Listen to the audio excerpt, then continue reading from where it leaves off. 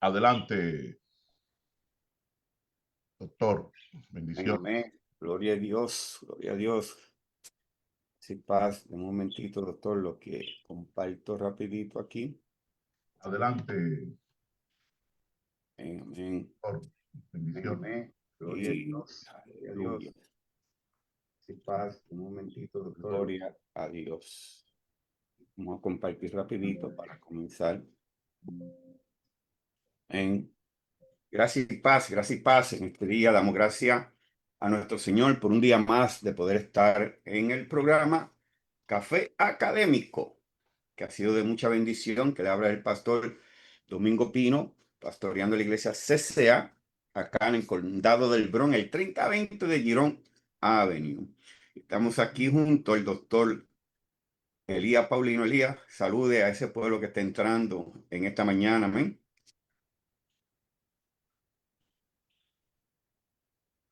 Aleluya, doctor, ¿me oye? Bendiciones, bendiciones. Amén, amén. En esta mañana, amén. Gracias y paz.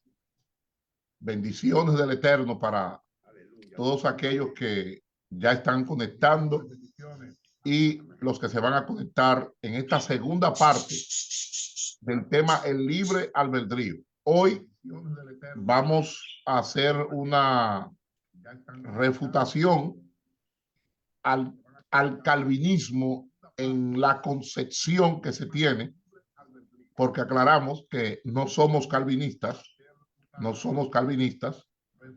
somos cristianos evangélicos bíblicos que explicamos la palabra de una forma vertical, sin sesgos y sin parcialidad. Esta va a ser la segunda parte acerca del libre albedrío y bueno, el doctor Domingo Pino hará algunas aclaraciones para que no haya o no exista confusión. Amén, amén. Y así es, esta es la segunda parte del libre albedrío que la semana pasada comenzamos. Y hoy tenemos el tema, ¿qué fue lo que el ser humano recibió verdaderamente? Vamos a estar dialogando, aunque vamos a entrar al punto para aclarar, porque, doctor, la semana pasada muchos pensaron y muchos estaban tratando de analizar los versículos que usted había usado y pensaban que se estaba yendo por el lado calvinista. Nosotros respetamos a todos los calvinistas, no tenemos nada con ningún calvinista. Nosotros estamos hablando sobre la palabra de Dios, que muchas veces pues es traducida, es enseñada de la manera incorrecta. Y queremos aclarar porque el calvinismo no cree en el libre albedrío, pero lo lleva al punto de que el hombre no tiene decisión. Entonces, eso no le enseña la palabra de Dios. Y eso es lo que vamos a tratar de tocar en este día. No tirándole a ningún calvinista que usted conozca, pastor, no, porque no estamos en tratar de tirar ni de decir que ellos no son hijos de Dios. No, no, no, nada de eso. Solamente estamos tratando de aclarar estos conceptos que se han enseñado que la Biblia no lo dice. La Biblia no lo enseña. Entonces, hoy va a ser un día muy enriquecido, perdón, donde el doctor va a estar aclarando ciertos conceptos, capítulos que el calvinista lo está o lo ha llevado de una manera totalmente errónea, fuera del contexto bíblico. Así que vamos a gozar. Queremos que comparta a todos los que están entrando, los bendecimos a cada uno de ellos. Una bendición poder nuevamente traer estas enseñanzas de parte del Señor. Así que creo que estamos listos, doctor, para comenzar, ya que queremos aprovechar el tiempo. A lo mejor no terminamos hoy, lo más seguro vamos a tener una tercera parte, pero es mejor dar las enseñanzas que sean claras, sean extendibles, la puedan entender, que estar corriendo y dar algo donde el pueblo se quede sin ese entendimiento. Así que, doctor, vamos a comenzar este tema, que es un tema bastante polémico, y yo voy a empezar con estas preguntas en este día. Bueno, Y la primera pregunta que vamos a hacer en este día es, los calvinistas enseñan que Romanos 9, 10 y 11, ellos enseñan que hablan de predestinación, pero realmente, doctor, ¿hablan esos capítulos de la predestinación?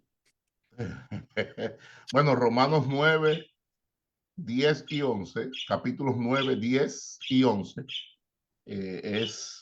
son los de los capítulos centrales que los calvinistas o el calvinismo ha usado, porque también hay que aclarar que los calvinistas niegan el libre albedrío, pero en la enseñanza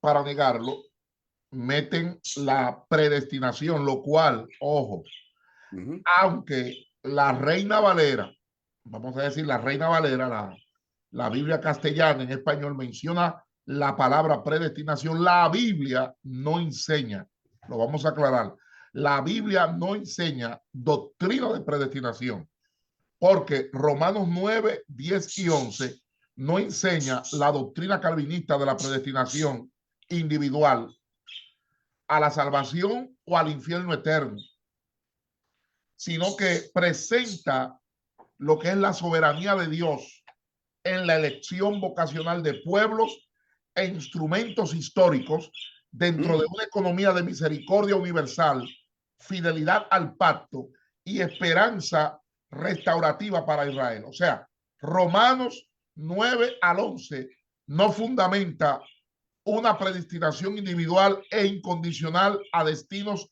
eternos, sino que expone la soberanía divina en la elección histórica y funcional de naciones y agentes para la realización de su propósito redentor. ¿Qué quiero decir? Que todo ello en el marco de una economía de misericordia universal, fidelidad pactual y restauración escatológica de Israel. ¿Por qué? Porque el argumento paulino de Romanos capítulo 9, 10 y 11 no se orienta hacia una predestinación eterna de personas al cielo o al infierno eterno, sino hacia la afirmación de la libertad soberana de Dios para escoger a quienes en contextos históricos específicos participan en su plan salvífico, revelando así una teología de inclusión misericordiosa del cumplimiento del pacto y de la esperanza futura para el pueblo de Israel. Wow, excelente, excelente. Y porque es bueno, pastor, aclarar que lejos de enseñar una predestinación individual y eterna, sea al cielo o al infierno, Romanos 9 al 11 proclama la soberanía activa de Dios en la designación providencial de pueblos y figuras históricas como portadores de su plan redentor, en una narrativa teológica donde convergen la misericordia universal, la lealtad al pacto y la promesa de restauración para Israel. Wow, y es clave, eso último que usted dijo, es clave porque ahí ya los lentes teológicos comienzan a cambiar totalmente, Claro. totalmente. Eso, yo creo que eso que usted último dijo es clave para todos los que están oyendo. Vuelvan a oír esa introducción que el doctor acabó de traer de estos capítulos. Ahora, doctor. Sí, Se- porque Ajá, recuerde, porque lo estamos haciendo para el público, porque aquí tenemos un público muy variado. correcto, Unos correcto. entienden, otros hay que explicárselo, como decimos en cucharita, Así es. dársela por dosis. O sea, Romanos 9, 10 y 11 no sostiene la doctrina calvinista de predestinación individual a salvación o condenación eterna, Correcto. porque Pablo no enseña a un Dios que elige arbitrariamente a unos pocos para el cielo y a la mayoría para el infierno. Pablo aquí lo que enseña es a un Dios fiel, soberano, paciente, que actúa con libertad para cumplir su plan redentor y que extiende su misericordia a todos los pueblos según su promesa y su fidelidad pactual. O sea, que lejos de sustentar una doctrina de predestinación individual al cielo o al infierno, Romanos 9, 10 y 11 articula una visión teológica donde la soberanía de Dios no opera mediante decretos arbitrarios ni exclusivistas, sino mediante su fidelidad histórica a las promesas hechas a los patriarcas y su libertad soberana para elegir instrumentos en la historia redentora y su misericordia ofrecida a todos los pueblos sin distinción, porque Pablo no presenta un Dios parcial o un Dios fatalista, sino un Dios que en medio del aparente fracaso humano avanza su plan de salvación con justicia, paciencia y esperanza restauradora. Wow, excelente, doctor. Y es importante porque estamos hablando de la doctrina calvinista, no de las personas calvinistas. Correcto, correcto. La doctrina. De la doctrina.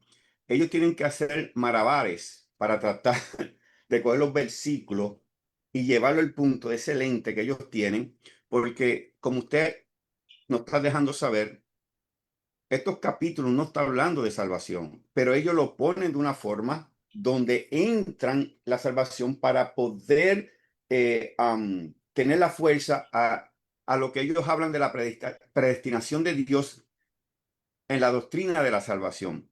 Ahora, doctor, siguiendo con las preguntas, le digo, ¿qué refutación exegética usted le hace a la interpretación calvinista de Romanos capítulo 9? Porque habla, óigame bien, esto habla ahí, y ahí es donde ellos entran, porque ellos tuercen esto, de Isaac, Ismael, Jacob, Esaú, el endurecimiento, fíjese, del faraón, vaso de ira y de misericordia, según Romanos 9, 22, 23, y el alfarero y el barro. ¿Cómo usted verdaderamente se puede refutar exegéticamente esta interpretación es calvinista? Bueno, esa refutación, porque usted mencionó ahí cuatro puntos. Ellos toman el ejemplo de Isaac e Ismael, lo juntan con el de Jacob y Esaú, hablan del endurecimiento del faraón, hablan de los vasos de ira y los vasos de misericordia, que aún también dentro del evangelio, del cristianismo evangélico, pentecostal y carismático, ha sido malinterpretado. Romanos capítulo 9, versículos 22 al 23, y hablan del alfarero y el barro. Entonces, hay un problema. ¿Por qué? Porque al malinterpretarse especialmente vasos de ira y de misericordia de los cuatro puntos que usted mencionó, hay que ir a hacer una exégesis a la interpretación de Romanos 9. Bueno, cuando se habla de Isaac e Ismael y de Jacob y Esaú, no se trata de salvación eterna, sino de la línea genealógica mesiánica. O sea, la cita de Malaquías, capítulo 1, versículo 2 al 3, que dice que a Jacob amé y a Esaú aborrecí, se refiere a naciones, Israel y Edom, siglos después del nacimiento de los patriarcas. Ahí no se habla del destino eterno de los individuos y de las personas, sino de la elección funcional de un pueblo como vehículo del plan redentor. Wow. Entonces, Pablo usa estos casos para ilustrar cómo Dios elige a través de quién llevará adelante su plan histórico, no a quien salva o a quien condena eternamente. Porque Pablo recurre a estos ejemplos no para enseñar una elección eterna de individuos hacia salvación o condenación, sino para mostrar cómo Dios escoge soberanamente los canales históricos por los cuales avanza su propósito redentor en el mundo. Entonces, los casos citados por Pablo ¿Qué es lo que hacen? Que ilustran la libertad divina para determinar los instrumentos humanos, los instrumentos nacionales de su plan salvífico, sin implicar con ello una predestinación eterna al cielo o al infierno. ¿Ves? Entonces, cuando menciona al faraón como instrumento temporal, no réprobo eterno, ojo, porque toman lo del faraón para decir que sí, que Dios predestina, no. Ahí la interpretación correcta es que Pablo está dando el ejemplo del faraón como instrumento temporal, no como réprobo eterno. En el capítulo 9, versículos 17 al 18. Me explico. El endurecimiento del faraón es funcional. Sirve para mostrar el poder de Dios en la redención de Israel, porque la historia del Éxodo muestra que Faraón endurece primero su propio corazón. Ahí está, en Éxodo 8:15 y en Éxodo 8:32, antes de que Dios lo haga. Hay una dinámica dialógica, no monergista, que no es Dios que directamente dice, no, le voy a endurecer el corazón a Faraón. Faraón primero ya lo había endurecido. Lo había endurecido. Éxodo 8:15 y Éxodo 8:32. O sea, que hay una dinámica dialógica, no es de un solo lado, monergista, porque Pablo no lo condena al infierno, sino que lo presenta como parte del despliegue redentor de Dios. No se trata, para aclararle más la mente, de una predestinación a la reprobación, sino de una función temporal dentro del drama de la redención.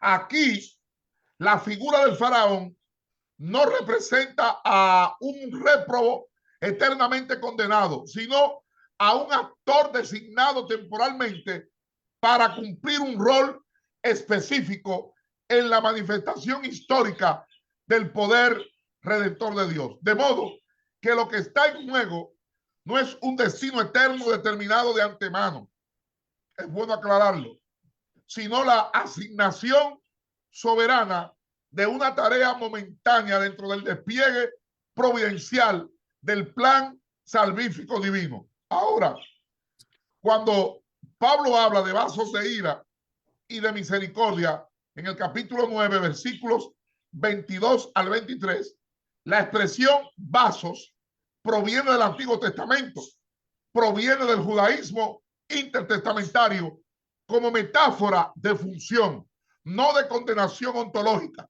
Eso usted lo puede ver en Jeremías 18 y en el libro de sabiduría, capítulo 15, versículo 7. ¿Por qué? Porque el verbo preparados para destrucción está en voz pasiva y no dice que Dios lo preparó. En cambio, los vasos de misericordia sí fueron preparados de antemano por Dios, que ahí se usa el término proetoimasen, lo cual descarta la doble predestinación calvinista.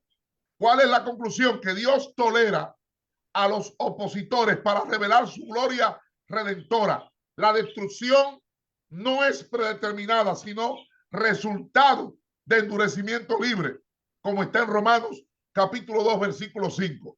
¿Qué quiero decir?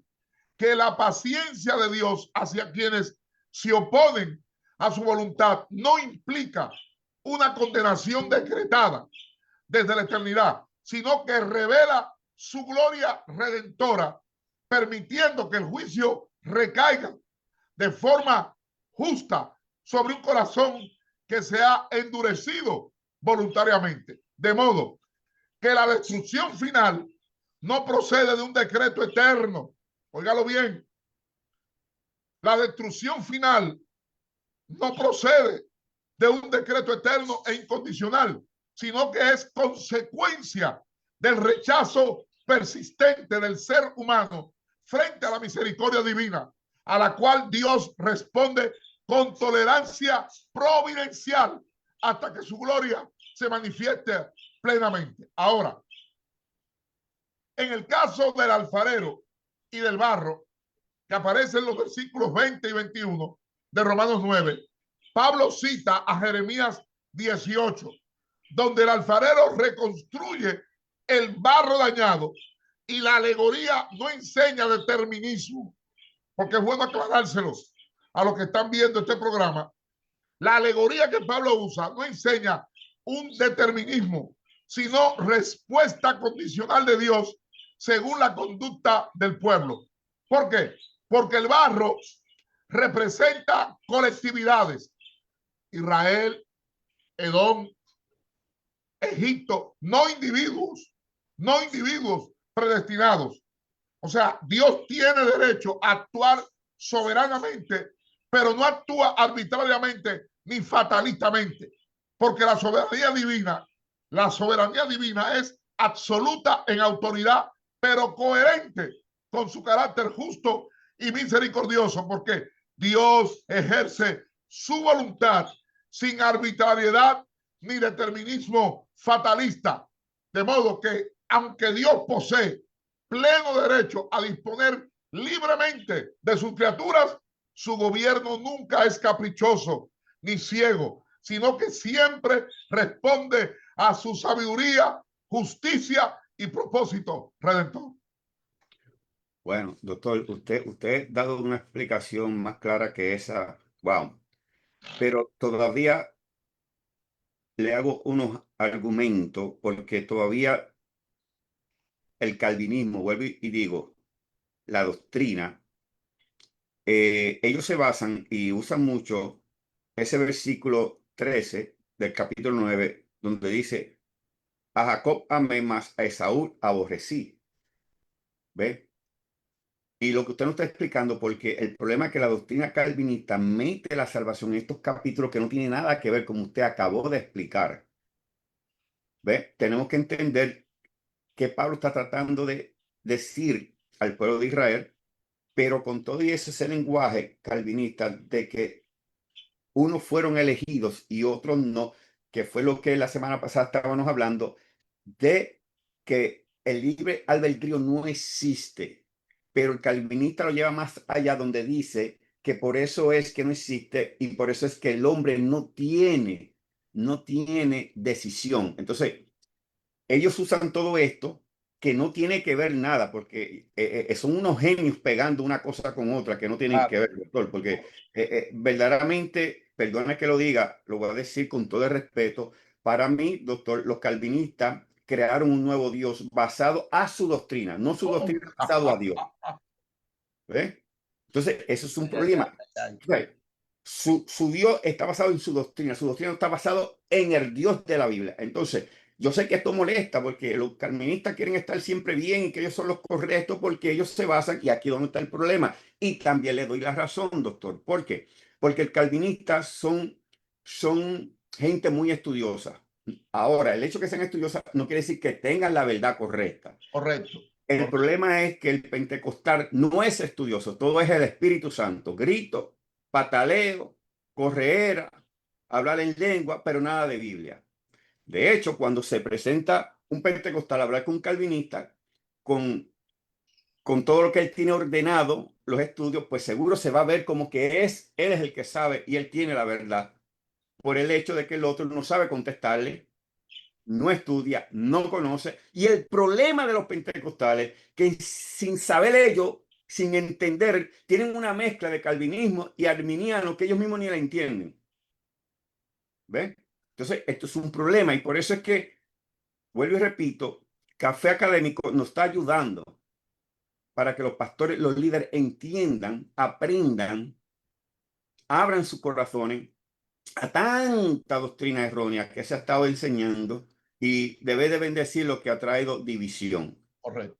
Y eso es un problema que hemos tenido, pero demasiado claro, doctor, eso que usted acabó ahí de explicarnos, y de los vasos de los vasos de ira y de misericordia, yo creo que deben de volver a oír esa parte porque fue muy claro. Ahora, para seguir, y voy a entrar a una cuarta pregunta. Vamos a ver cómo seguimos.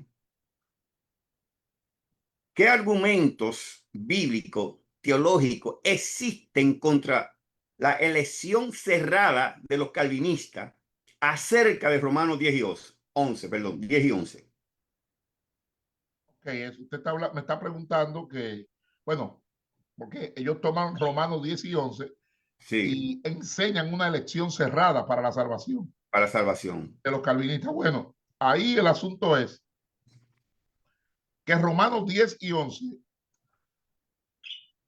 realmente son argumentos contra la elección cerrada. Me explico. Cuando vemos Romanos capítulo 10, versículo 13, que dice, porque todo aquel, oiga bien, todo aquel que invocar el nombre del Señor será salvo. Fíjense que dice, todo aquel que invocare. Wow.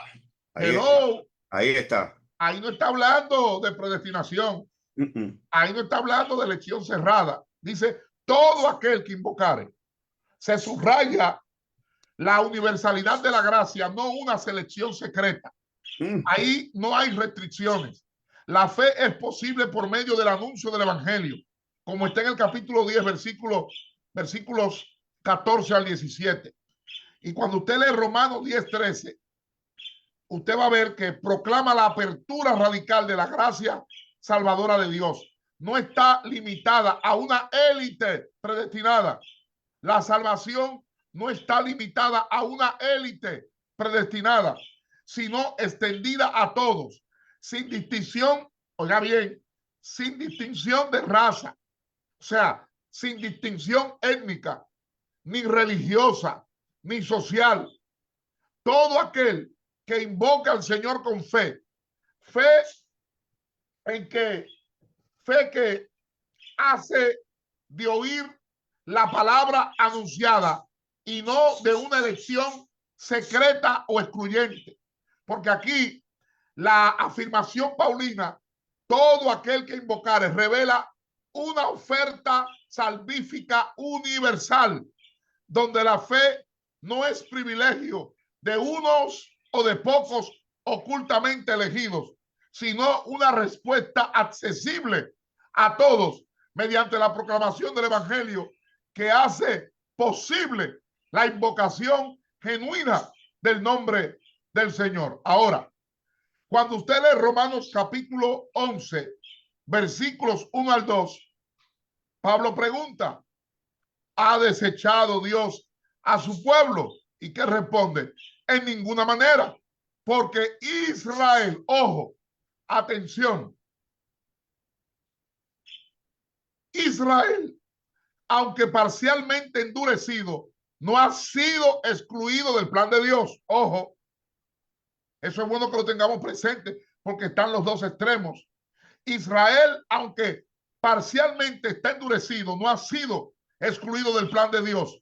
Entonces, a la contundente negación de Pablo, en ninguna manera, ante la pregunta sobre el rechazo definitivo de Israel, Pablo afirma la continuidad irrevocable del pacto divino, aunque haya endurecimiento parcial por un tiempo. El pueblo de Israel no ha sido excluido del propósito redentor de Dios, porque es para todo el mundo. Exacto. Sino que ha sido preservado como parte de una historia de fidelidad, de una historia de remanente y una historia de futura restauración. Porque Pablo, en Romanos capítulo 11, versículos 1 y 2, declara enfáticamente que el endurecimiento actual de Israel no equivale a un abandono divino.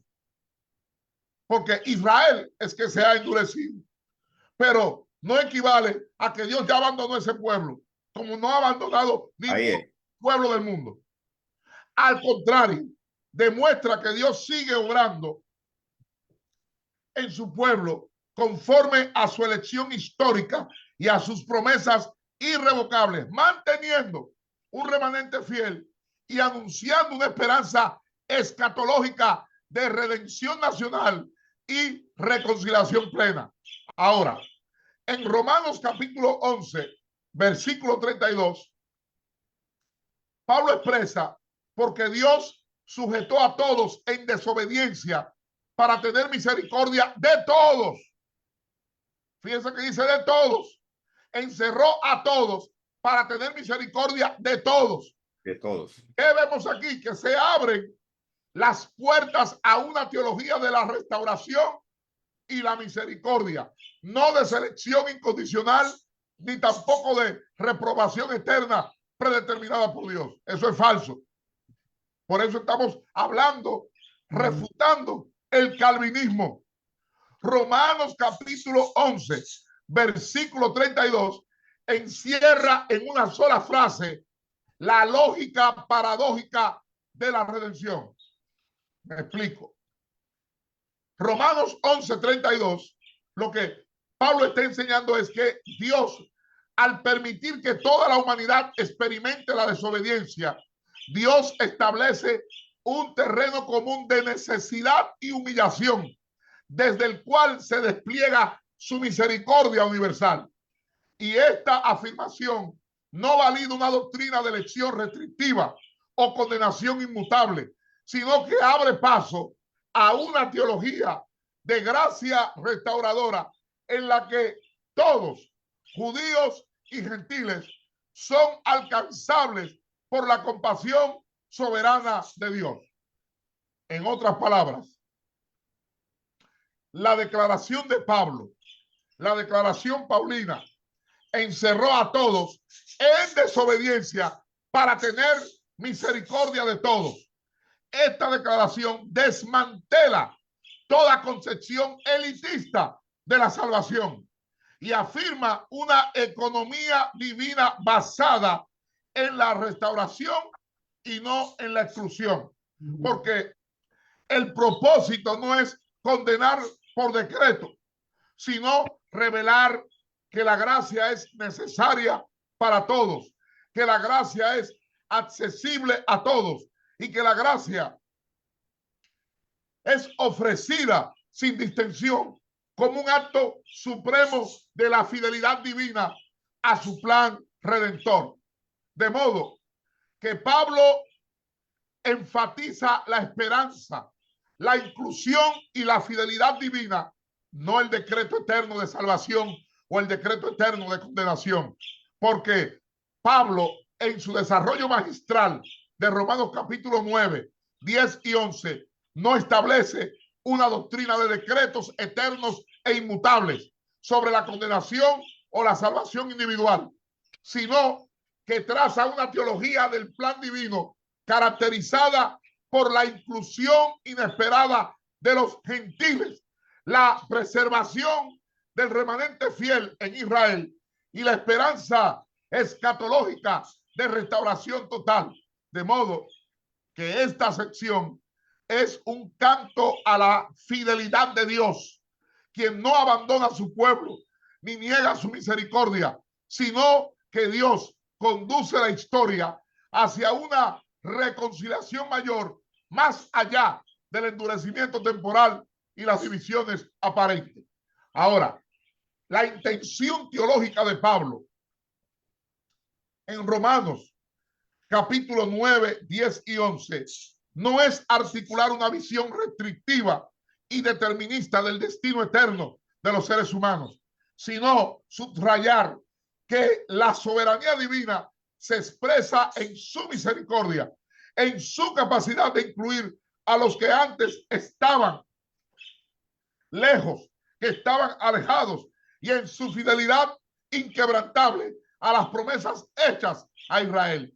Aquí el apóstol proclama una esperanza activa, una esperanza universal, donde el juicio es instrumento de redención, donde el juicio es instrumento no solo de redención, sino que la historia, aún en su tensión, está orientada hacia el cumplimiento del propósito divino de salvación para todos. ¿Ah? Ahí está. Wow, wow, porque, oiga, Romanos 9, 10 y 11 constituye una teodicea soteriológica. Óigalo bien, Romanos capítulo 9, 10 y 11 constituye una teodicea soteriológica en la que Pablo articula el misterio del plan divino, uniendo tres ejes inseparables. Número uno, la soberanía de Dios. Número dos, la responsabilidad humana. Y número tres, la fidelidad de Dios a sus promesas. Aquí la elección no es una predestinación rígida, como lo enseña el calvinismo. La elección aquí no es una predestinación rígida, sino un llamado a participar en la economía de la salvación. ¿Por qué? Porque Israel y los gentiles son corresponsables. Oiga bien, Israel y los gentiles son corresponsables en la historia de la redención. Porque todo culmina en la doxología final. Léalo en Romanos capítulo 11, versículos 33 al 36, donde se exalta la sabiduría insondable de Dios que actúa en misericordia para con todos. De modo que Romanos 9 al 11 representa una arquitectura teológica de la salvación, donde Pablo entreteje la soberanía divina, la libertad humana y la fidelidad pactual en un drama redentor que incluye tanto a judíos como a gentiles y cuya cúspide es una alabanza doxológica al insondable designio misericordioso de Dios. De modo que en Romanos 9, 10 y 11 Pablo formula una teología integradora del propósito eterno de Dios, en la que la elección se entiende como una vocación participativa, no como determinismo fatalista, y en la que tanto Israel como los gentiles convergen en un mismo plan salvífico, manifestando Dios la justicia y misericordia, porque Él es fiel, porque Él obra soberanamente en la historia redentora. Ahí está el asunto. Bueno, yo creo que esto está a nivel ya académico, a nivel universitario. Doctor, fíjese, el punto aquí, y quiero pararme aquí, no me voy a desviar, solamente quiero traer este punto, porque basado en lo que usted nos está enseñando, que verdaderamente yo creo que más claro ahí sería nosotros tenerle que poner algo al texto, que el texto no dice, pero el pueblo de Israel está en la misma posición ahora mismo que la iglesia. ¿Por qué digo esto? Porque la única forma que podemos ser salvos es a través de Cristo, no hay otra. Ahora, el problema es que no hemos entendido, la mayoría de los cristianos y de las iglesias no han entendido que Israel no es un fin, es un medio. Es un medio, exacto. Repita eso, repítalo otra vez, Sí, para que quede grabado en las mentes, que Israel no es un fin, es un medio. es un medio. Tenemos que entender que el fin es Cristo. Correcto. Ahora, Pablo está dándonos, nos está diciendo cómo es la película, qué pasó con Israel, para qué Israel entró, pero no hemos entendido porque hemos metido una salvación donde no va. Correcto, correcto. Y hoy en día las iglesias, perdona que diga este punto, doctor, y lo digo yo, porque tengo que traer esto. Hoy en día hay muchas iglesias que exaltan más a Israel que a Cristo. ¿Sabes? Sí, hay iglesias que si no tiene la bandera de Israel en su púlpito, como que ellos se sienten que están mal con Dios. Ahora, el punto aquí es que Israel solamente es un medio que Dios ha usado con un fin, que el fin es Cristo, y no hemos entendido esto. Y aquí en estos capítulos hemos traído, ay Dios mío, yo no creo que sea un problema. Esto es un revolú, como dicen allá. O sea, que usted está hablando que hay que tener cuidado con la latría. Sí, porque el problema de esto es que han puesto hasta dos tipos de salvación separadas: la salvación de Israel y la salvación de la iglesia. Falso de toda falsedad. Falso de toda falsedad. Entonces, tenemos que entender que aún en la iglesia se creen que hay dos pueblos, cuando la Biblia no enseña eso tampoco. Un solo pueblo. Un solo pueblo. El problema es que para poder refutar la predestinación con la Biblia, tenemos que conocer el verdadero contexto literario, temático y teológico de Romanos capítulo 9, capítulo 10 y capítulo 11. ¿Por qué? Porque los capítulos 9, perdone que le interrumpa. No, no, siga, siga. Los capítulos 9, 10 y 11 de Romanos no pueden leerse aisladamente. ¿Por qué? Porque los tres capítulos juntos componen una unidad apologética cuyo propósito es responder a una crisis teológica. ¿Cuál es? O la pregunta es, la crisis teológica es, ¿ha fracasado la palabra de Dios respecto a Israel? Pero la respuesta de Pablo en el capítulo 9, versículo 6, dice, no que la palabra de Dios haya fallado. O sea, esto no es un tratado sobre la salvación individual ni sobre determinismo eterno que Dios ha decretado, no. Como lo enseña el calvinismo, como lo enseña la predestinación. Esto no es un tratado sobre salvación individual ni sobre un decreto de determinismo eterno, sino sobre, primero, la fidelidad de Dios hacia sus promesas. Segundo, la elección histórica y funcional de Israel. Tercero, la inclusión escandalosa de los gentiles. Cuarto, la esperanza escatológica para el pueblo judío. Porque ¿acaso ha fracasado la promesa divina concerniente al pueblo de Israel? Pablo responde con firmeza, de ningún modo ha fallado la palabra de Dios en el versículo 6 del capítulo 9, porque este pasaje, cuando usted lo estudia, no constituye un tratado sobre predestinación individual o condenación eterna decretada de antemano por Dios, sino una defensa contundente de, primero, la inquebrantable fidelidad de Dios a su palabra pastal. Segundo, la elección soberana de Israel como instrumento histórico en la economía de la redención. Tercero, la inesperada incorporación de los gentiles en el cumplimiento del plan mesiánico. Y cuarto, la esperanza futura de restauración para el pueblo de la promesa según los designios misericordiosos de Dios. Ahí está el asunto. No, y es interesante, doctor, porque tenemos que entender que aún nosotros los gentiles, aunque entramos ahora, ya estamos en una promesa en Génesis.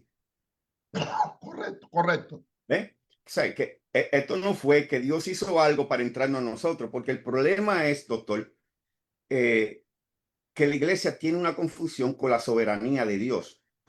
¿Ve? Entonces, se cree que la soberanía de Dios es que Dios puede hacer lo que le dé la gana, y ahí están equivocados. Tenemos que hacer un programa, recuerde que lo dijimos la semana pasada, sí. para explicarle a la gente qué significa que Dios es soberano y qué significa que Dios es todopoderoso. Porque hay un error conceptual. Entonces, cuando se enseñe bíblicamente y teológicamente e interpretado correctamente, la gente va a tener claro qué significa soberanía de Dios y qué significa que Dios es todopoderoso. Recuerde que enseñamos la semana pasada que no todo lo que Dios puede hacer lo hace. Y a partir de ahí podemos enseñar correctamente qué significa la omnipotencia de Dios, qué significa la soberanía de Dios. Correcto, porque tenemos que entender, y sé que usted va a explicar eso como siempre lo hace de la manera magistral, que la soberanía de Dios no viola sus propios principios. Correcto. ¿Ve? Correcto. Y ahí estoy hablando, violando principios de Dios, usando la soberanía de la manera totalmente incorrecta. Eso es verdad, así es. ¿Ve? Entonces, yo sé que esto se va a explicar, pero hemos llegado a este punto de tratar de enseñar, de hablar, porque la semana pasada hubieron 2 o 3 que tuvieron un poco confundidos con los versículos que usted usó y pensaron que usted se estaba yendo más para el calvinismo, pero no era de esta forma. Y entendemos que el calvinismo, estamos hablando de la doctrina, no de las personas, vuelvo y lo repito, de la doctrina. La doctrina, aquí no estamos hablando de personas, sino de la doctrina del calvinismo, la predestinación y la tergiversación que hacen cuando enseñan, ¿ve? El libre albedrío, el cual tampoco lo creen, pero distorsionan ahí, toman la no existencia del libre albedrío para meter la predestinación y meter la doctrina calvinista. Ahí está el problema. No, y eso ha sido totalmente algo bastante fuerte, porque ya el hombre no tiene elección. Entonces, si no tiene elección, no hay que evangelizar. Y si no hay que Correcto, evangelizar, porque exacto. entonces ya Dios los predestinó. Aunque yo estoy diciendo esto, ellos tienen su base no bíblica para debatir, porque ese es el problema, Exacto. que ellos se le inventan para que eso... No, no, y que la cita que ellos dan Ajá, están interpretativamente tergiversadas y distorsionadas de la correcta interpretación. correcto. El que no entiende dice, oh, sí, la Biblia lo enseña. No, la Biblia, oigan esto, oigan esto.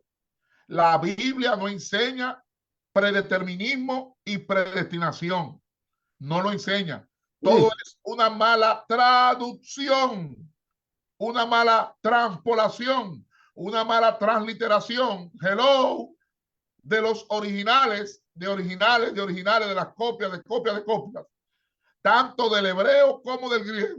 Entonces han tomado esos versículos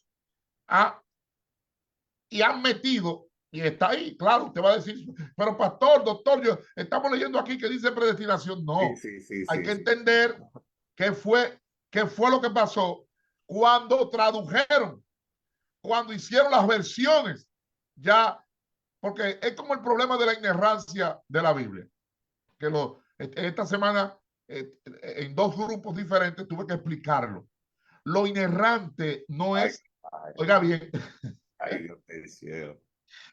ya no se habla de inerrancia, lo inerrante es el mensaje, no la escritura, el grafe. El grafe no es inerrante, porque el grafe fue hecho por los seres humanos y los seres humanos, aunque sean dirigidos por el Espíritu Santo, se equivocan. Seguro que sí. Y está en la Biblia que se No, equivocaron. no podemos poner, hay muchísimos ejemplos de hombres que siendo dirigidos por el Espíritu Santo se equivocaron, y eso pasa hoy, Ujú. porque el problema es que muchos creen que el ser dirigido por el Espíritu Santo constituye a la persona usada, al instrumento usado, como infalible, irrefutable. Ah, entonces estamos igual que la doctrina, la doctrina de la infalibilidad del Papa, porque entonces atacamos una cosa y aceptamos otra. Colamos el mosquito y nos tragamos el camello. Y eso es bueno tenerlo claro. Sí, y el problemita con esto, ya que estamos terminando, doctor, porque hay unas preguntas que tengo, pero no quisiera tocarlas porque no quiero perderlas. Quisiera... Vamos a tener que hacer un tercer programa porque, fíjese, no hemos definido y descrito correctamente, porque hay definiciones que andan corriendo por ahí por las redes de libre albedrío. Ujú, Y usted ve que dicen, y Dios le dio al hombre cuando lo creó el libre albedrío. No, no, no, no, no. Vamos a enseñar en la próxima entrega qué fue lo que Dios le dio al hombre. Lo ujú. vamos a explicar, oiga, detalladamente, como si estuviéramos en un aula, en un salón de clases, para que el pueblo entienda que Dios no le dio al hombre libre albedrío. Eso, señores, eso es la doctrina del libre albedrío, tal como ha sido promovida en muchas corrientes teológicas modernas, constituye una herejía antropocéntrica. Lo voy a repetir.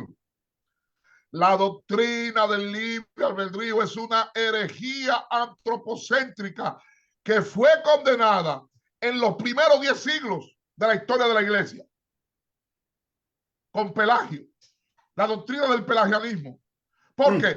Porque el libre albedrío, oiga bien, sustituye la gloria de la gracia divina por la exaltación de una voluntad ilusoria. ujú. ¿Qué es lo que quiero transmitir? Bajo la luz de las escrituras, la supuesta capacidad autónoma del hombre para elegir a Dios es desmontada y sustituida por la verdad revelada. Oiga bien, y esto lo vamos a explicar porque también se ha malinterpretado. El hombre está muerto en delitos y Oh, pecados. Dios mío, Jehová. Efesios capítulo 2, versículo 1. El hombre necesita ser vivificado por el Espíritu Santo y su conversión es fruto del poder monergístico de Dios. Mm, Hello, aclaro. Aceptar la esclavitud del pecado no es negar la responsabilidad moral humana. exacto, Hello, El hombre tiene responsabilidad. Mm. La salvación es por gracia, pero el hombre tiene responsabilidad ética y responsabilidad moral. Aceptar la esclavitud del pecado no es negar la responsabilidad moral, sino reconocer que el único camino hacia la libertad es Cristo mismo, como Amén. está en Juan 8, Juan Amén. 8:36. Ahí Y es. que toda buena obra, toda fe salvadora y toda obediencia verdadera nace de una naturaleza dada por gracia. Entendámoslo. El libre albedrío es un espejismo doctrinal que distorsiona la verdad bíblica. Entiéndanlo, amados y amadas, entiendan los ministros, entiendan los pastores y pastoras. El libre albedrío es un espejismo doctrinal que distorsiona la verdad bíblica, disminuye la gloria de la gracia divina y exalta falsamente la autonomía humana. Sí, porque el libre albedrío exalta falsamente la autonomía humana, configurando así una espiritualidad adulterada y ajena al evangelio. De modo que la doctrina del libre albedrío es una construcción ilusoria que magnifica ficticiamente al hombre y oscurece la soberanía de Dios, desembocando en una forma de cristianismo incompatible con la revelación de las escrituras. Porque creer en el libre albedrío es abrazar un autoengaño teológico que debilita la necesidad absoluta de la gracia, enaltece la voluntad caída del hombre y da origen a un cristianismo teológicamente erróneo y espiritualmente peligroso. Sí, y quiero aclarar, ya que nos quedan 2 o 3 minutos, doctor, que a pesar de lo que se ha compartido hoy, lo que usted ha traído, lo que usted ha enseñado, eh, algo excelente, que le digo a los que están presentes, compartan este video eh, con otros hermanos. A pesar de esto, doctor, quiero aclarar por qué, porque aquí hay un problemita, doctor, que muchos, yo sé que ahora van a empezar a buscar libros, buscar diccionarios No, para... ya ver videos Sí, y videos distorsionados, tergiversados, exacto. totalmente desfasados. Y el problema es que tenemos que entender que este es el problema y por eso esto ha crecido, porque lo que domina las librerías son libros totalmente calvinistas, reformados, ¿ve? Porque en este continente eso es lo que más se ha dado. Entonces, Claro. ¿qué pasa con esto? ¿Por qué digo esto? Porque ahora usted viene y busca un diccionario, busca un libro sin conocer quién es el escritor, de qué escuela es, qué pensamiento teológico tiene, y dice lo contrario de lo que el doctor está diciendo, y sabe, el doctor estaba mal por el hecho que lo leíste en un libro. Entonces, En un libro, exacto. tenemos Exacto. que tener cuidado porque hay muy pocos escritores, muy pocos libros, muy pocos materiales verdaderamente que lleve la contraria a este pensamiento de esta doctrina calvinista. Lo digo porque sé que muchos van a ir a buscar y se van a encontrar que los libros, 10 libros van a decir lo mismo y uno le va a decir lo contrario. Ellos van a pensar que los 10 tienen la razón porque el uno Exacto. está solo. ¿Ves? Y aquí tenemos que tener cuidado con esto. Totalmente cuidado con esto. Yo creo que, doctor, lo que hemos tocado hoy es muy, muy interesante. Se necesita, y quiero decirle esto, los que están, que son estudiosos, porque hay gente que oyen, hay otros que estudian, otros que verdaderamente otros toman ventaja de lo que estamos enseñando para seguir creciendo y damos gracias a Dios por eso. Pero quisiera también que así como opinan, también digan lo que esto está ayudando en su crecimiento, en su conocimiento bíblico, no porque queremos decir, oh, estamos botando la pelota, no, porque queremos entender que el pueblo que está oyendo está aprendiendo. Porque Amén. hay gente que escucha no para aprender, sino para debatir. ¿Sabes? Correcto. Hay gente que están escuchando y de que están escuchando, ellos no aguantan, no buscan, sino que rápido defienden lo Claro. indefendible, No investigan. no investigan. Entonces, están peleando algo que le enseñaron, que nunca investigaron, pero lo hicieron una verdad. Tú ves. Entonces, queremos que sean claros con esto. Y estoy pensando, doctor, eso lo estoy diciendo aquí en el aire, yo creo que más adelante, no sé, no ahora, pero más adelante, doctor, deberíamos hacer un diplomado pastoral y de líderes nada más con ciertos temas donde se le enseñe a pastores y líderes que están ya trabajando, funcionando dentro de la iglesia, porque estas cosas así, doctor, hay que llevarlas de la manera correcta al pueblo.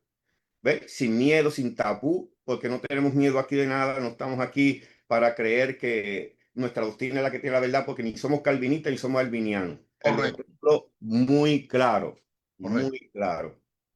Y yo creo que en un futuro deberíamos hacer eso, pero comparta este material, déjale saber al doctor eh, lo que está ayudando, el beneficio que está trayendo. No, Esto, ahora, doctor, y sí. bendecimos los pastores que durante la semana, pastores de Sudamérica, Ecuador, de Perú, de Bolivia, de Uruguay, de Paraguay, de Chile y de Argentina, que incluso hasta de Brasil, que nos han dejado mensajes alentadores, motivadores, estimuladores, de que sigamos tratando estos temas. Pastores que han dejado, no voy a mencionar porque la lista es larga, ayer mismo 3 pastores en conferencia se comunicaron con nosotros, ¿verdad? Dando las gracias por el programa de Café Académico y los temas que estamos tratando. Correcto, correcto. No, y es de mucha ayuda y eso eh, nos ayuda a seguir tratando de traer estos programas que sé que son de muchas bendiciones, que no lo hay, pero hay muchos institutos repitiendo lo que ya se dijo, Correcto, correcto. lo que sí ya se dijo y queremos traer algo totalmente diferente. Ahora, doctor, no hemos tocado bien ese punto donde verdaderamente aclarar acerca del libre albedrío que se está enseñando por muchos lugares.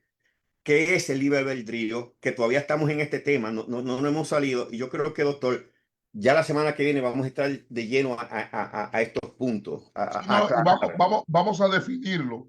Ajá. Incluso vamos a explicar de dónde viene la palabra libre albedrío, que en latín es liberum arbitrium. ¿Ve? Porque hay que irse a la historia de la filosofía griega. Hay que irse obligatoriamente a Platón, Aristóteles y a los estoicos, que fue lo que desarrolló Santo Tomás de Aquino. Ay, papá. Hello. La gente a veces repite una doctrina y no conoce el origen. ¿Ah?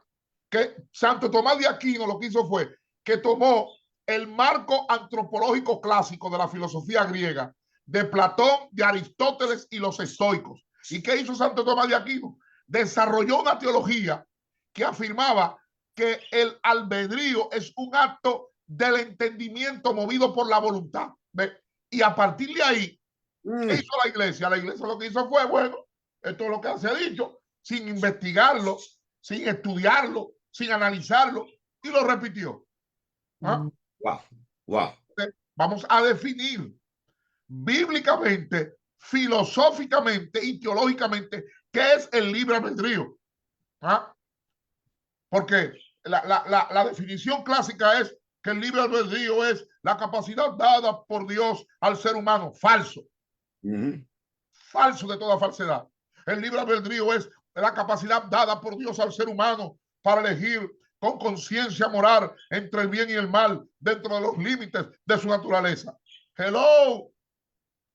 El problema es que si vamos a tomarlo al pie de la letra, después de la caída de Génesis 3, esta libertad queda radicalmente afectada, de modo que el hombre sigue siendo agente responsable, pero ya, oiga bien, ya después de la caída, no es capaz de forma autónoma de elegir el bien espiritual sin la gracia de Dios. Y eso hay que aclararlo. ¿Por qué? Porque los calvinistas toman esto y lo tergiversan. El calvinista toma esto y lo tuerce. Y eso es bueno que lo aclaremos. Correcto, correcto. No, y la semana que viene vamos a enseñar que lo que el doctor está hablando, todavía hay una decisión de responsabilidad en el ser humano, que eso todavía está vigente, pero yo creo que la semana que viene el doctor va a hablar de eso porque yo sé que hay preguntas que todavía se hacen, Claro. pero lo vamos a aclarar la próxima semana. Quisimos entrar para aclarar lo que la semana pasada muchos pensaron Y wow, doctor, la gloria y honra sea del Gloria a Señor. Dios, gloria al Eterno, gloria a Hashem Adonai Elohim. Verdaderamente muy, muy claro lo que usted compartió hoy. Hermano, si entró tarde, vuelva a oír el video. Ahí hay una información interesante. Oiga, y si puede escribir, escriba, porque lo que usted escribe se queda. Claro. Y es lo que queremos, que aprendan, que aprendan. Compartan el video con otras personas para que así también puedan ver lo que se está dando y lo que queremos hacer es bendecir la vida de cada uno de ustedes. Doctor, yo creo Sí, que no sé si tiene algo más mire, que decir. la semana que viene, porque anunciamos que íbamos a hablar, ya tenemos que obligatoriamente, por la explicación que dimos, que dejarlo para la semana que viene. ¿Qué fue en realidad lo que el ser humano recibió del Eterno, del Creador, Ay, papá. al ser creado sobre la tierra? ¿Qué fue? Porque usted tiene que tener también la respuesta, porque el hecho de que nosotros, por la Biblia, le demos a usted entender que no existe el libre albedrío. Óigalo bien, lo voy a repetir. Si usted quiere grabar esta parte, no existe bíblicamente. Bíblicamente no existe el libre albedrío. No existe. Ahora, la pregunta es, entonces, ¿cómo fue que el hombre fue creado? Vamos a darle un avance, apóstol, doctor, pastor. Mire, cuando el hombre fue creado, lo primero, lo vamos a explicar la semana que viene, lo primero que Dios le dio al hombre fue libertad moral real bajo soberanía. Bajo soberanía. Y que es una libertad de elección moral real con plena responsabilidad. O sea, lo primero que Dios le dio fue libertad ética genuina bajo soberanía, la capacidad real de decisión moral, pero con total responsabilidad. Lo segundo que Dios le dio al hombre fue voluntad libre y activa. O sea, el hombre fue dotado de voluntad libre con plena responsabilidad, aunque no autosuficiencia. Exacto. Hello. Lo tercero que Dios le dio al hombre fue autonomía y dominio, no en sentido absoluto, sino con un señorío subordinado a la ley divina y con dependencia amorosa y sumisión al Creador. ¿De qué estoy hablando? De una autonomía moral verdadera bajo la autoridad divina, la facultad auténtica de elección ética acompañada de plena responsabilidad. Les voy a dejar ahí, pero se lo vamos a explicar la semana que viene, como decimos nosotros, en dosis, en cucharitas se lo vamos a explicar, de forma minuciosa y detallada. Así que, mis hijos, el próximo martes a las 10, acuérdense que estamos todos los martes a las 10. Si entramos un poquito tarde, no es que no lo vamos a dar, porque si no vamos a dar el programa, le dejamos saber. Claro, claro. Es que algunas veces tenemos problemas con el proceso de entrar a Facebook en vivo y nos toma un poquito de tiempo, pero todos los martes a las 10 estamos ya en vivo tratando de traer estas enseñanzas. Tratamos de que sea una hora porque tú no puedes enseñar estos temas en media hora y muchas veces pues hemos tomado casi un programa que casi llegamos a las 2 horas por el tipo de tema y de información que se tienen que dar. Pero vuelvo y repito, comparta este video y deje saber qué tanto está haciendo de edificación esta enseñanza. Aquí alguien está hablando de que aclare la gracia permisiva, la gracia anticipada. No, eso lo vamos, no. Ese otro, ese tema lo vamos, porque la gente habla de la voluntad permisiva de Dios, por favor. Por favor, eso es un invento. Voluntad permisiva de, pero entonces le están dando soberanía al hombre, porque hablar de voluntad, oiga, cuando no tenemos cómo explicarlo, Dios así lo quiso, por favor. Todos esos términos los vamos a tener que aclarar. Todo obra para bien. Desconectado del propósito de Dios, lo dice. Entonces, cuando usted saca un texto de su contexto hermenéutico y exegético, termina usando un pretexto justificado para distorsionar la correcta interpretación de las escrituras. Así es, así es, así es. Bueno, mis hijos, una vez más, gracias por conectarse. Todos los que están conectados son muchos. Los bendigo. Gracias por ser parte. Sé que hay gente de muchos lugares. Ahí nos han escrito de México que están conectados. Aquí veo que alguien se conectó de Massachusetts. Lo bendecimos. Giovanni Corporal, California, ahí están conectados, eh, California. de California. Ajá, ahí hay unos hermanos de California que están saludando. Están de Puerto Rico también. También de De Colombia y Venezuela. la República Dominicana que no se quedan. No se Bueno, quedan. De Puerto Rico también están ahí. sí, hay mucha gente. Damos gracias a Dios por la vida de ellos, los bendecimos. Y antes de terminar, no estamos aquí para debatir al calvinista, sino a su doctrina. Estamos siendo claros lo que deseamos. Hay gente de Texas también, los bendecimos. Lo que queremos es ayudar en su conocimiento, en su crecimiento, para que verdaderamente no sean llevados de aquí para allá, como dice Santiago, con estas doctrinas que verdaderamente pues dan pena. Y hay muchos temas que vamos a tocar que hoy en día, doctor, y no quiero alargar, pero estas son cosas que incomodan, porque hoy en día todos los profetas Dios le habla. Tú sabes, Abraham esperó 25 para que le hablara, pero aquí Dios habla todos los días. Todos los días Dios habla. Vamos a tomar, no un programa, no, vamos a tomar 2 o 3 programas para hablar de los profetas actuales. Porque hay verdaderos y hay falsos, pero tienen el título de profeta. Correcto. Son profetas, pero hay verdaderos y hay falsos. Y también hay adivinos, agoreros y sortílegos que juegan con la mente de la iglesia. Y aquí lo decimos responsablemente, los pastores tienen que tener cuidado, porque a veces por entretener al pueblo, porque es un entretenimiento. No vamos a tomar los videos y mostrarlo aquí porque no queremos violar la ética, pero es un show, es un teatro, es una payasada. Doctor, perdone que lo interrumpa, perdone, porque usted tiene una razón, pero perdone, porque el problemita con la iglesia de hoy en día es que la mayoría de de los pastores, no conocen el propósito por el cual fueron llamados. Entonces, como no entienden, ellos lo que hacen es traer gente para entretener lo que ellos no entienden, pero quieren tener. ¿Ves? Yeah. Porque el pastor que conoce a qué fue llamado, guarda sus ovejas, sabe que le enseña, que le predica, cómo lo... Entonces, tú no puedes tener una persona que no sabe cuál es la visión de la casa, no sabe a qué Dios te llamó para decir lo que Él quiera decirle. Y esto es lo que ha traído este problemita donde la gente se pasan brincando de iglesia a iglesia, porque hoy lo que tenemos es un reciclaje, no estamos ganando nuevas almas, un reciclaje. ¿Por qué? Porque sigo el conocimiento o lo que a mí me agrada. ¿Ves?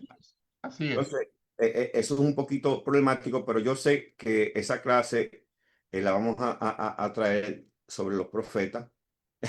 Y va a doler. Yo me estoy adelantando, va a doler porque lo que tenemos actualmente, vamos a decirlo, la mayoría, aunque tienen el título de profeta, son falsos profetas. Y vamos a aclarar bíblicamente que es un falso profeta. Hay otros que se han enganchado el título porque atrae. Y para llenar una agenda y para conseguir invitaciones y para que la gente lo vea como un super saiyajin, un super magno. Usted lo ve que tienen lo que se llama una presunción orgullosa revestida falsamente de una humildad que no tienen. No la tienen. Porque una cosa es lo que venden al público y otra cosa es lo que ellos son. ¿Y cómo lo sabemos? Por discernimiento de espíritus. El don de discernimiento de espíritus tenemos que ponerlo en acción. Hay que activarlo. Ok, hay que activar las lenguas, hay que activar el espíritu profético, el don profético, pero aún los que hablan del don profético, aún de los que hablan de lo profético como ministerio, no conocen a fondo la descripción y muchos están confundidos. Y yo sé que van a decir, pero doctor Paulino, ya usted lo ha dicho, es que tenemos que insistir porque eso es lo que se está moviendo. Ahora mismo, ¿qué es lo que se mueve? Eventos, congresos, noches de fuego, noches de gloria, noches de sanidades y milagros. Y digo, oye, pero si tú tienes esa unción de sanidades y milagros, ¿por qué no van a los hospitales a levantar enfermos, a grabarlo en vivo y tomar sala por sala, piso por piso, habitación por habitación, nombre de enfermos que están diagnosticados por el médico? Y no por uno solo, sino que lo ha visto un staff, una junta de médicos. Están certificados que están enfermos. Entonces, que lleven las cámaras, lleven 3 cámaras de diferentes ángulos, ángulo central, derecho, izquierdo, y lo graben, levantando uno por uno. Creemos en la sanidad divina, creemos en el poder de Dios, creemos en los milagros. Exacto. Creemos que Dios opera como Él quiere.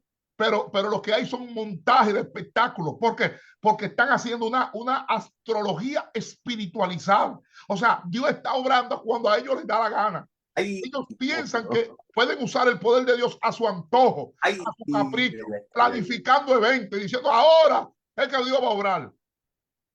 Señores, yo he hablado con gente, de esta gente que celebran noches especiales, y le pregunto, ¿tú viste algo que ocurrió? No vi nada, pero presentan en las redes sociales como que eso fue lo último, como que eso fue la misma gloria de Dios. ¿Y qué fue? Lo que hubo fue una repetición de lo mismo. Exacto. Mucha bulla, mucho humo, mucho sonido, un pianista, un payaso haciendo teatro. Eso es así, doctor. Eso es lo que hay. Y yo sé que esto duele, porque el problema es que hay gente que vive de la farándula evangélica. Hay gente que vive de las redes. Y usted mismo sabe que 30, 20 años atrás, para un hombre ser reconocido como un verdadero hombre de Dios, porque ahora es por las redes que es muy fácil promoverse. Exacto. Pero en la década de los 60, los 70, de los 80, oiga, había que verdaderamente, oiga bien, tener el llamado genuino, tener la vocación real, para decir verdaderamente, esto es un hombre de Dios, este es un ministro de Dios, este es un profeta de Dios, porque creemos, lo repetimos 100% en los milagros, la sanidad, las maravillas, los prodigios, los portentos, pero ahora lo que hay es un show, porque el ego, son gente que vienen con problemas de infancia, con problemas de egolatría, de megalomanía, de narcisismo, y lo proyectan y lo espiritualizan. Y el que no tiene discernimiento de espíritu, entonces cuando alguien con discernimiento de espíritu lo detesta, dice no, lo restrujan y lo restriegan. Sí, porque, ¿no? Porque ahora es más importante hablar en lenguas y jamaquearse y danzar que tener discernimiento de espíritus, el don sobrenatural de discernimiento de espíritu, para conocer al ciego durmiendo, al cojo sentado y al mudo con la boca cerrada. Bueno, yo creo que si seguimos, no terminamos esto, pero son cosas que muchos oyen al doctor hablar así y le molesta. ¿Por qué? Porque ellos viven de eso. Entonces lo que hacen es criticarlo porque él está hablando eso, porque él tira, porque él no está donde yo estoy, que son cosas que verdaderamente sentido tienen. No, él no tiene lo que yo tengo. ¿Y qué es lo que tú tienes? Exactamente. ¿Qué es lo que tú tienes? Vamos a ver. Porque la gente confunde, la gente piensa que el populismo, la fama, los likes, los seguidores, los views, son lo que determinan la unción y el respaldo divino. Falso, de toda falsedad. Hay un error en este siglo XXI, en esta posmodernidad. Hay un error garrafal. Y el ministerio es culpable de eso. Porque el ministerio se ha basado más en show, espectáculos y eventos que en la enseñanza correcta de la palabra, que es lo que edifica y mantiene a la gente firme. Israel duró 40 años viendo prodigios, maravillas, milagros y portentos. Y ninguno entró, excepto los que nacieron en el desierto. Así mismito fue. Bueno, bendecimos nuevamente a todos. Nos extendimos un poquito más, pero yo creo que el postre nunca está de más. Siempre cae bien después de una buena comida. Y damos gracias al Eterno por este día. Comparta la tercera parte el próximo martes a las 10 de la mañana. Definición y descripción de lo que es verdaderamente el libre albedrío. Amén. Nos quedamos con 2 o 3 preguntas que queremos seguir la próxima semana y el doctor va a traer claridad a muchos puntos que verdaderamente han sido de de obstáculo para el crecimiento en la iglesia. Doctor, una vez más, gracias. Gracias y paz. Por este programa. Salud. Será hasta la próxima y que Dios me lo bendiga. Gracias y paz. Bendiciones.